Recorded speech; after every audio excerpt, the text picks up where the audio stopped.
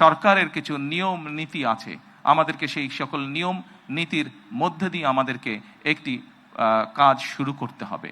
এবং সেই নিয়ম নীতির অংশ হিসাবেই প্রথমেই পাইলট প্রজেক্ট করতে হবে। সমগ্র বাংলাদেশে 14টি জায়গায় বা 14টি উপজেলায় এই কাজ শুরু হয়েছে। এর ভেতরে এই মুহূর্তে প্রায় 37,000 নারী অংশগ্রহণ করছেন। আমাদের এই কড়াইল এলাকা, ভাসান্ত এলাকা এবং সাততলা, এই 3টি এলাকায় প্রায় 15,000 নারীকে এই কার্ডের সুবিধার আওতায় আজকে নিয়ে আসা হয়েছে।